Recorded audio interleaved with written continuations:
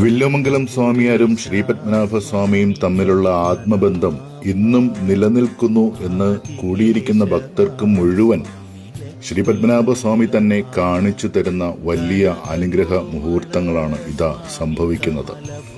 വർഷത്തിൽ 2 ഉത്സവങ്ങളാണ് ശ്രീപത്മനാഭ സ്വാമിക്ക്.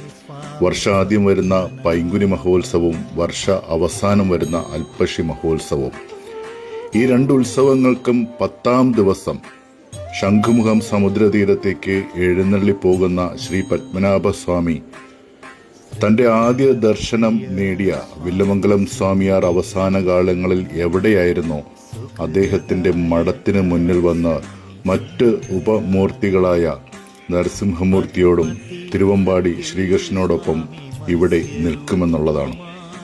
ആ തലമുറയിലെ ശങ്കര പരമ്പരയിലെയും വില്വമംഗലം സ്വാമിയാരുടെ പരമ്പരയിലെയും പുതു തലമുറ സ്വാമിയായ നടുവിൽ മഠം അച്യുത ഭാരതി സ്വാമികൾ എന്ന് നാമെല്ലാം വിശേഷിപ്പിക്കുന്ന ദിനവും പ്രഭാതത്തിൽ ഭഗവാന് നിത്യ പുഷ്പാഞ്ജലി അർപ്പിക്കുന്ന പുഷ്പാഞ്ജലി സ്വാമിയാർ നൽകുന്ന ദീപ ആരതിയും ഏറ്റുവാങ്ങിയാണ് ഭഗവാനും പരിവാരമൂർത്തികളും പിന്തുടർന്നു വരുന്ന 5 മൂർത്തികളും ശംഖുമുഖം സമുദ്രതീരത്തേക്ക് വൻ ജനാവലിയോടെ നടന്ന് നീങ്ങുന്നത്.